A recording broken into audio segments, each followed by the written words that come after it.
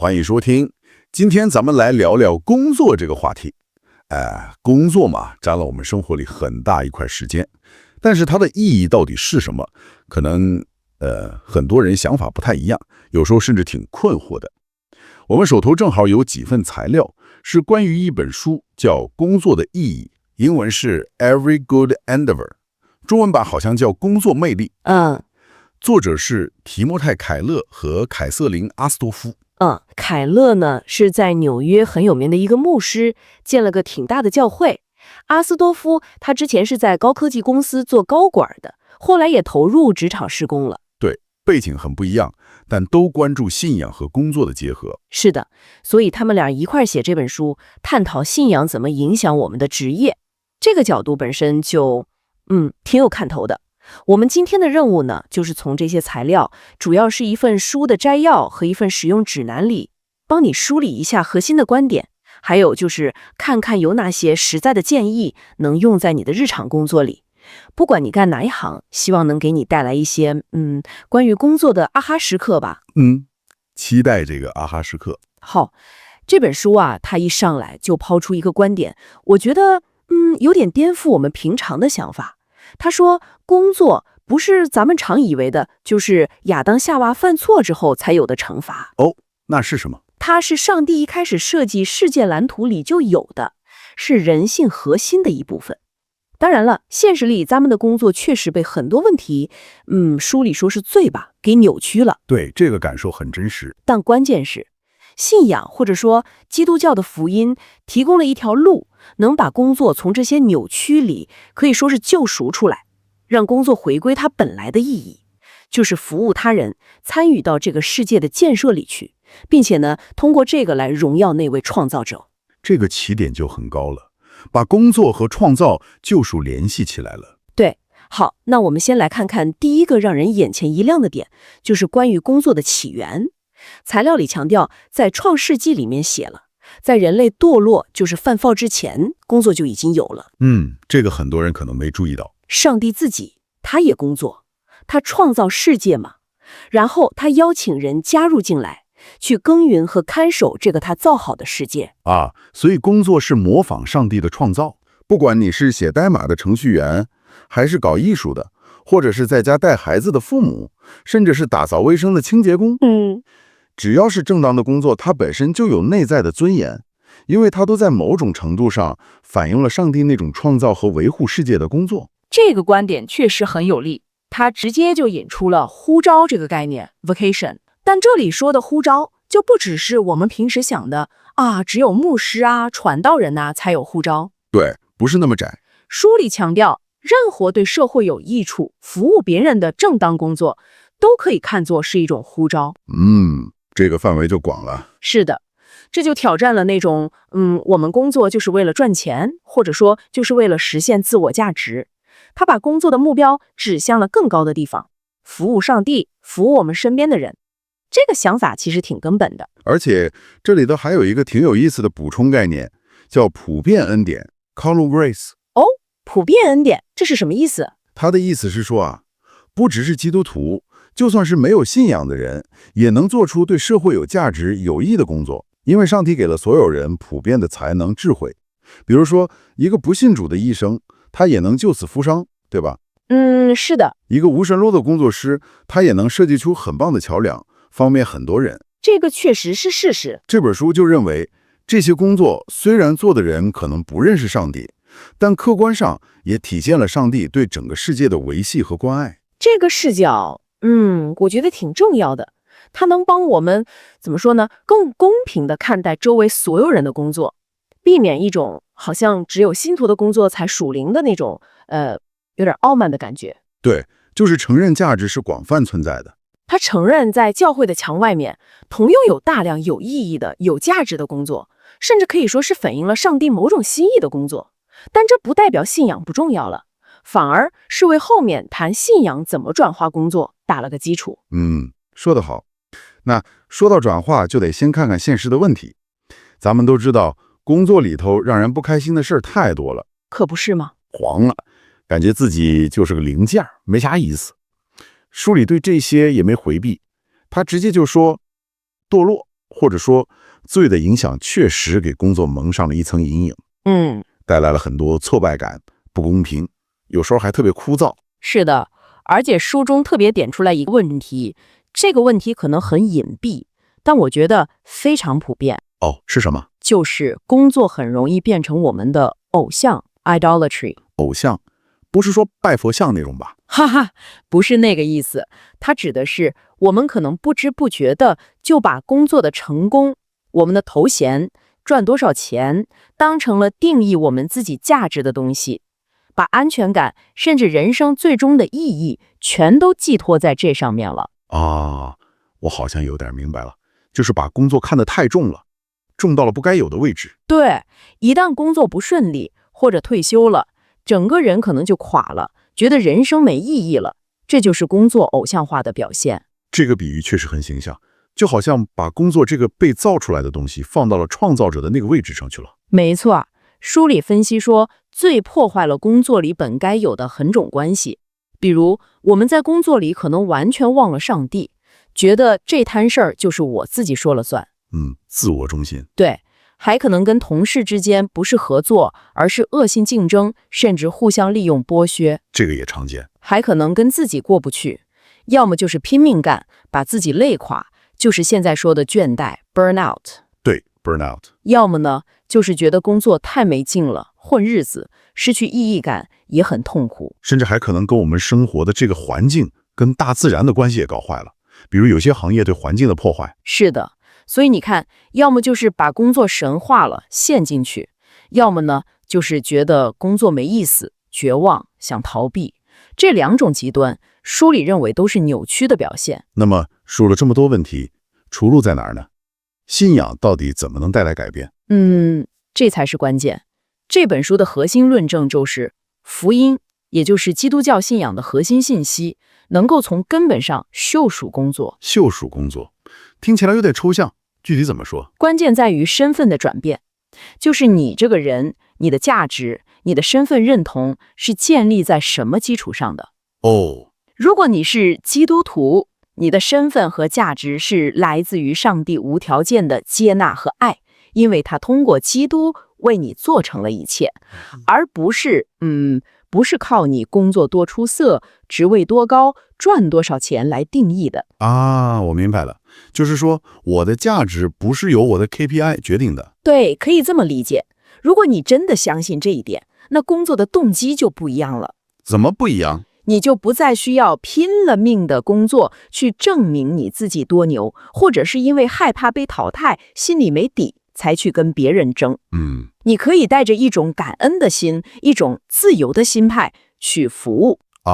这个转变很重要，从证明到服务。对，不再是为了争得什么，比如认可、安全感，而是因为你已经拥有了最重要的东西，就是上帝的爱和接纳，然后你出于感恩去工作、去服务。哇，你这么一说，感觉肩膀上的担子能轻不少。是的，理论上是这样，当然实践起来需要过程，但这个观念的转变本身就能释放巨大的压力，而且这就自然而然地打破了我们常有的那种圣俗二分的想法。对，就是这个。过去可能觉得，只有在教堂里祷告啊、读经啊、做志愿者啊，这才是属灵的事儿。我在办公室里忙活这些都是世俗的，就是为了混口饭吃。很多人都这么想。但按照凯勒他们的观点，只要是正当的工作，无论是 CEO 做战略决策，还是快递小哥送货上门，只要你是本着一颗忠诚的心，想要服务好别人的心才去做，那你就是在回应上帝给你的呼召，就是在参与他在这个世界上的工作，这本身就具有属灵的意义。明白了，这个想法能让日常工作变得很不一样。那我们来看看具体怎么做。那份实用指南里给了几个步骤，第一个就是把你的工作重新定义为服务。对，这个是核心应用。这个听起来不错，但具体怎么落地呢？书里举了不少例子，咱们也可以结合自己的情况想一想。比如，假设你是个软件工程师，好，你每天的工作可能是修 bug、写新功能。如果你用服务的眼光来看呢？你写的每一行代码，最终的目标是为了什么？是为了服务某个用户，对吧？帮他们解决一个问题，或者让他们的生活工作能方便一点、高效一点。对，那你带着这个意识去写代码，跟你仅仅是想着我把这个任务做完交叉，或者我要写个特别炫酷的技术，那个心态可能就会很不一样。会怎么样？也许你会更在意代码是不是真的稳定好用，用户体验是不是真的好，而不只是追求技术本身有多花哨。有道理，这个思路我喜欢。他把技术活跟人的真实需求连接起来了。对，那个直男里还提了个小建议，我觉得挺实用的，就是每天开始工作前，花个1-2分钟做个特别简单的祷告。什么样的祷告？就是把今天的工作交托给上帝，求他帮助你，让你今天做的事情能够真的服务到别人。比如就说，主啊，帮我今天在工作中能服务好我的用户、客户、同事，让我做的事儿能荣耀你。就这么简单几句。对，很简单，但关键是坚持，每天这样提醒自己一下，可能潜移默化地，你对工作的态度就真的会变，把日常工作变成一种有意识的服务和敬拜。这个可以试试。这是一种把抽象理念落到实处的方法。是的，然后呢，针对咱们前面聊的那个工作偶像化，就是把工作看得太重，还有反过来工作绝望感，觉得工作没意思，这2个陷阱。对，这2个极端。指南提出了第2个很实在的建议，设立清晰的工作界限。这个太重要了，尤其现在这个时代，感觉随时都在线，996好像都快成常态了。没错，设立界限具体是指什么呢？就是要有意识地规划出来，哪时间是完全不工作的，用来休息、陪伴家人，或者做点自己喜欢的事儿，或者敬拜反思。听起来像 work-life balance。比那个更深一层，这不仅仅是为了身体别累垮，它更是一种属灵操练。属灵操练怎么说？它是在用行动宣告，我的价值不等于我的生产力，我不是一个只知道干活的机器，我需要休息，我需要生活，我需要和上帝和人有连接，这些时间是神圣的，不能被工作无限制的侵占。这个提醒很重要。比如到点下班了，就坚决把工作的通讯工具关掉提醒。周末呢，就尽量不碰工作的事情，除非真的是10万火急。这其实是在抵抗心里那个声音，那个告诉你，你必须不停的忙，才能证明你是有价值的谎言。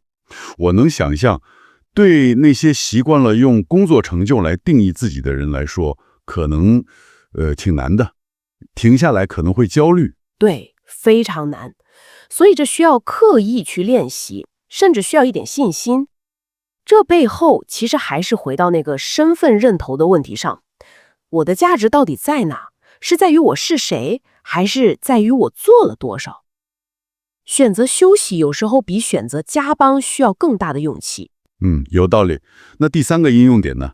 听起来也很实在。第3个是在小事上追求卓越和正直。小事、卓越、正直，这几个词儿放一起挺有意思。这个点强调的是，上帝不只看我们做了多大的事，他也看我们做事的那个过程和态度。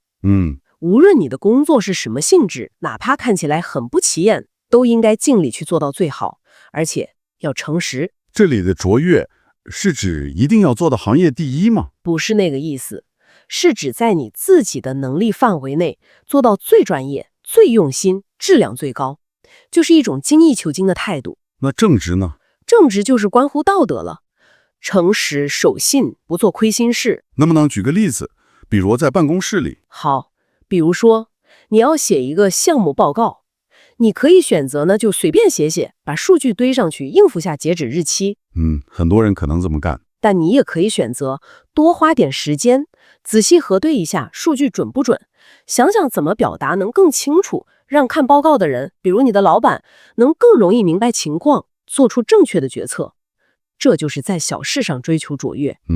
又比如报销，出差回来报销费用，你是完全实事求是呢，还是觉得哎呀这是公司福利，不拿白不拿，稍微操作一下多报点儿？这个确实是个考验。对，坚持诚实，哪怕可能没人发现，或者别人都那么做，你也不做，这就是在小事上践行正直。书里认为，基督徒就应该通过在这些细节上的卓越和正直，像盐和光一样，慢慢的去影响你工作的那个小环境、那个文化。这让我想到，很多时候我们觉得工作没意义，可能是因为眼睛总盯着那些大的目标，什么升职加薪呢，改变世界啊，对，反而忽略了眼前这些每天都在做的小事的价值。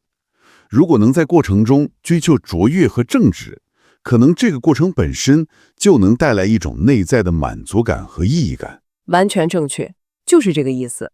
而且书里还从这个点延伸出去，讨论了仆人式领导 （servant leadership）。这个概念我知道一点。他认为，真正合乎信仰的领导力，不是用权力去压制人、控制人，而是要去服务你的团队成员，去赋能他们，帮助他们成长，发挥他们的潜力。这跟在小事上追求卓越的精神其实是一脉相承的。这是一种很不同的领导力模式。是的，好了，我们把这些核心观点和实际应用大概都捋了一遍，我们来试试给你总结一下最重要的信息是什么。第一，工作是好东西，是上帝原本设计的一部分，不是惩罚。第二，所有正当的工作，不管看起来高低贵贱，都有它内在的尊严和价值。对。第三，现实中的工作确实问题多多，因为罪的影响充满了挑战、挫败甚至扭曲。是的。第四，但好消息是，信仰也就是福音，能带来拯救和更新，恢复工作的意义。关键点。第五，工作的核心目的应该从自我证明转向服务他人和荣耀上帝。对，服务是核心。第六，也是非常鼓舞人心的一点，我们靠着信仰去做的工，再小也不是白费的，它具有永恒的价值。对，这个永恒价值很重要，它就联系到了书里提到的一个概念，叫末世盼望 （eschatological hope）。末世盼望这个词儿听起来有点大有点遥远。听起来大，但其实跟我们每天的工作很有关系。它指的是我们相信这个世界不是终点，上帝最终会更新一切，创造一个完美的新天新地。那么我们今天在地上做的那些符合他心意的工作，比如说我们努力追求公平正义，我们创造美好的东西，我们真诚地服务他人，我们维护秩序，这些工作就可以看作是对那个未来的新创造的一种预言，一种参与。这个视角太有意思了。就是说，我现在在这儿，比如说努力把这份报告写好，或者用心服务好一个客户，这不光是为了眼前的 KPI， 对，也跟我对那个终极的美好的未来的盼望有关系。可以这样理解。这种盼望，它给我们一个超越眼前得失的目标。当我们工作中遇到困难、不公平，甚至感觉自己做的事情好像没什么用、没人看见的时候，这种盼望能给我们力量，让我们坚持下去，有耐心。它告诉你，你今天凭着信心和忠心去做的那些被福音更新了目的和方式的劳动，哪怕再微不足道，在永恒里都不会被忘记，最终会在上帝那里得到肯定，找到它圆满的价值。哇，这个想法确实能给人很大的安慰和力量，尤其是在工作不顺心的时候。是的，它提供了一个终极的意义框架。的确如此。好了，今天咱们一起算是深入地挖掘了一下凯勒这本书《工作的意义》或者叫《工作魅力》里头的精华，从上帝对工作最开始的美好设计，聊到咱们在现实工作里遇到的各种问题，然后重点看了看信仰怎么能给工作带来转化，以及那几个挺具体的实践方法。重新定义为服务，设立界限，还有在小事上追求卓越正直。对，希望这几个点能给你带来一些新的思考角度，甚至是一些去尝试改变的勇气。最后呢，留给你一个问题，你可以接下来自己琢磨琢磨。就是基于咱们今天聊的这些，特别是那个工作就是服务和所有正当工作都有尊严的观点，这个星期在你的工作当中有没有那么一件小事，可能是你早就习以为常甚至有点烦的小事，你能不能试着用一种全新的眼光，一种服务的眼光重新看看它，或者用一种追求卓越和正直的方式把它做得跟以前稍微有一点不一样。看看这样做会不会给这件事儿本身，也给你自己带来一点点不同的感觉或者说意义。再或者换个角度想，如果所有正当工作真的都有尊严，都有服务的潜力，那这个想法会怎么改变你不仅看自己的工作，也看你周围每一个人的工作的方式？比如那个每天早上给你做咖啡的师傅，你们公司的保洁阿姨，或者你的老板。嚯，这个问题确实挺引人思考的。对，这确实是个值得咱们继续琢磨的问题。